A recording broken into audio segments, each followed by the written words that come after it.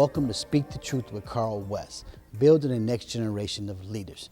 Today we're coming to you from inside Metropolitan Apostolic Community Church. This building has been at the center of the black community on Chicago's South Side for nearly a century. Throughout African American history, faith communities and oppressed people have come together to form organizations against injustice. These organizations proved to be powerful forces of change.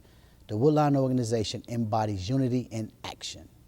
Building people, building families, building communities. The Woodlawn organization, or TWO, has worked to provide a voice for the people of Chicago's Woodlawn area. In 1960, the grassroots protest group known as the Temporary Woodlawn Organization was formed. TWO was organized to protest merchants who were taking advantage of the customers in Woodlawn.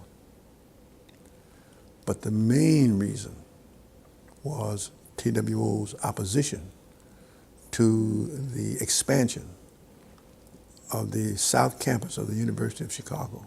Civil rights organizer Saul Alinsky founded TWO as a coalition of more than 100 neighborhood associations, churches, and civic organizations. Bishop Arthur Brazier, pastor of the Apostolic Church of God, first led the organization. Brazier and other TWO leaders organized rent strikes, led a public campaign against overcharging at grocery stores, and demonstrated against the inequalities Woodlawn's black children faced in their public schools. The actions of the Woodlawn organization was the first time in white Chicago that you would read a front page story on a black community and a problem of the black community. And TWO brought a face to white Chicagoans. That there was a group on the South Side that cared enough to fight for their rights and were tired of being dislocated in urban renewal. We're now joined by the Reverend Dr. Leon Finney Jr. He is the current pastor of Metropolitan Apostolic Community Church and one of the early forces behind TWO. Welcome, Dr. Finney. Thank you very much, Carl. Tell us what was the early days of TWO like when you was one of the co-founders with Arthur Brazier and Sal Alinsky? Well, I think that, number one, let's set the record straight. I got here a little bit after the Woodlawn organization was formed, but early enough to understand its foundational history. I was still in the Marine Corps when the organization was actually founded. However, shortly after I was discharged from the Marine Corps, I moved back into Woodlawn, and into East Woodlawn in particular. And TWO, or the Woodlawn organization at that time, was a vibrant force in the community.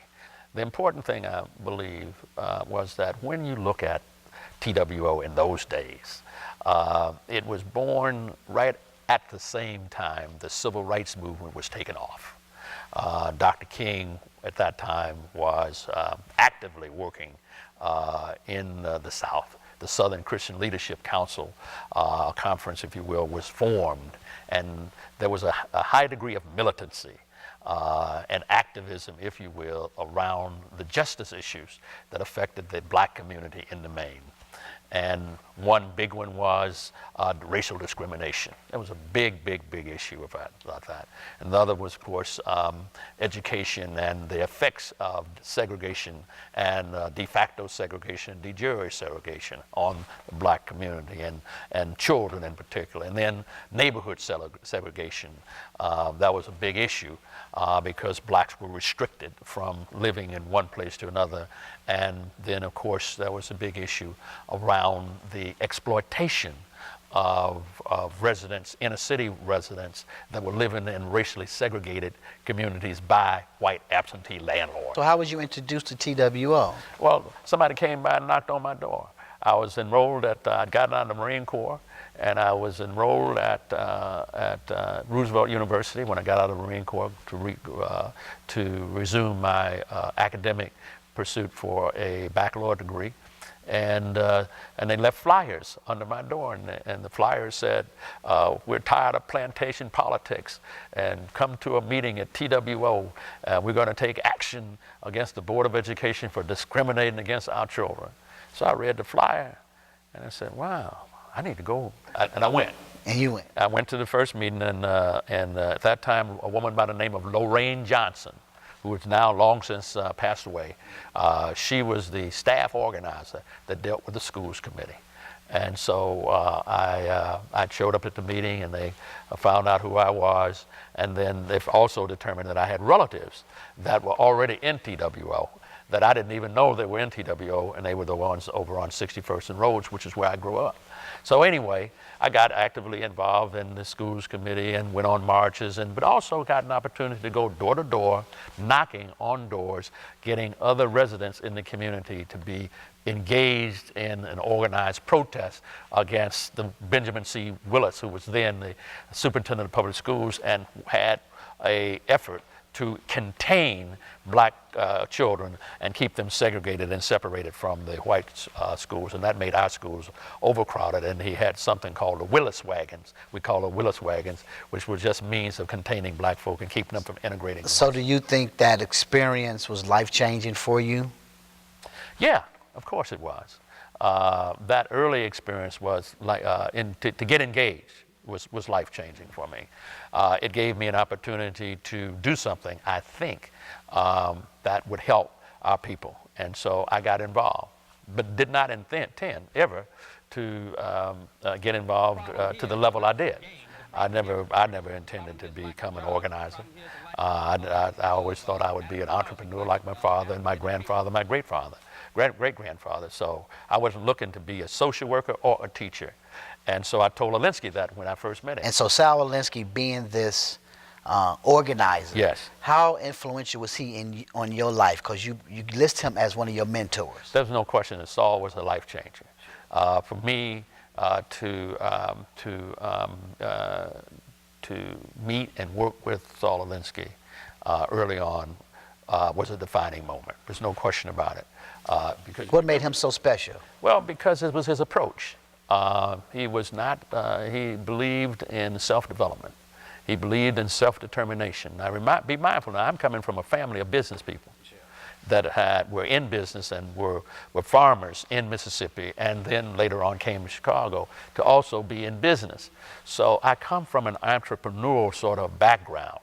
And so you knew structure. Yeah, which meant that if you're a business person, you're into organizing resources in order to provide some good or some service to somebody else. So it fit me because most business people are basically conservative. They believe in helping themselves, and they believe in working to build something for themselves, for the communities. But I say conservative because many instances it's hard to portray business people as liberals.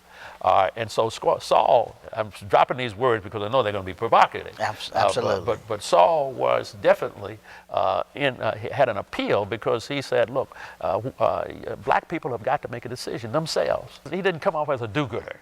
You follow me? He came off as a guy who understood power. And when he talked to me about organizing resources and organizing money and organizing people to bring about change ourselves, that resonated with me because I didn't really believe in social work as a business or as a vocation. I believed in trying to do things for black people to help themselves. And so that appealed to me. And then to be able to say, well, we're going to have enough power to force white folk to deal with us fairly.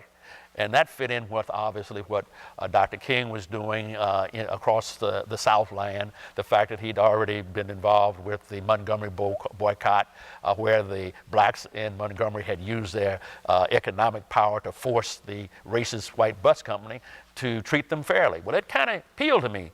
And so that meant that we could do something other than wait for white folk to deliver us. History has been written that Sal Alinsky was a troublemaker.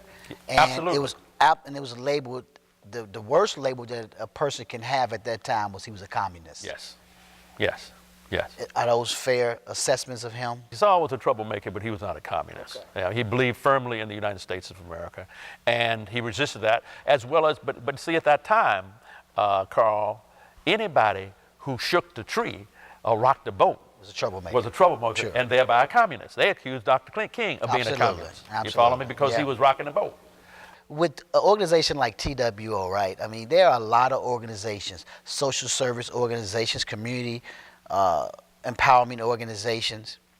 What are some of the major functions, one, of a TWO, and what are some of the challenges as you progress on to move this organization to the next mission? You get to appreciate the fact that organizations go through a life cycle. And the key thing is Every that 20 years, you think? 15 to 20 years, Yep. they have to reinvent themselves. Absolutely. And so we started out in protest. And we moved from protest to programs. And then we moved to programs and protest. Then programs and little protests. Okay. And now, Just strictly programming. yeah, and now it is headed towards protest. Oh, you think it's heading towards protest now? Yeah. Oh, yeah. Oh, yeah. really? Oh, yeah. Is that what yeah. you want to see? Yeah, mainly yes, because I think that we have a new crop, new mission these days, and that is to blacks and urban dwellers have, I think, used their political power to the maximum, and yet there's still things that have to be done.